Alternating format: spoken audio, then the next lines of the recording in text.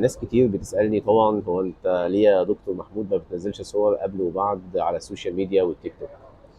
الحقيقة يا جماعة أنا مقتنع تماما إن أجسامنا دي ليها حرمتها، وإن ما ينفعش إن أنا أطلع أجزاء من جسمنا وأعرضها على السوشيال ميديا كده على المجملة قبل وبعد العمليات، قبل وبعد، خاصة مثلا لو كانت أماكن حساسة، زي ما كنت مثلا أطلع بطن مكشوفة قبل وبعد، أو أطلع ثدي مكشوف قبل وبعد، او وات ايفر المكان اللي هطلعه.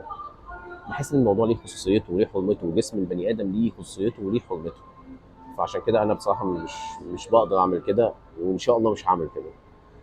وبرضه عايز انصحكم نصيحه يا جماعه، انت ما تحكمش على الطبيب نفسه او على الدكتور نفسه من الصور اللي بينزلها. اكيد انا او غيري هنزل افضل صوره موجوده عندي، اكيد هعمل كده، ده ان لم يكن ملعوب في الصوره يعني. فمش بيتحكم على الطبيب من الصور اللي بينزلها، ولكن بتحكم على الطبيب من خبراته، من تجاربه مع ناس تانيين، من الاكسبيرينس اللي عنده، من الشهادات العلميه اللي بياخدها. آه بنقدر نحكم عليه من كده، لكن مش هنحكم عليه من صوره موجوده على الفيسبوك او على الانستجرام. عشان كده انا يا جماعه يعني ملتزم بان انا مش هقدر انزل صور، عذرا يعني مش هقدر انزل صور قبل وبعد على السوشيال ميديا كده بابليك، وخاصه لاماكن حساسه.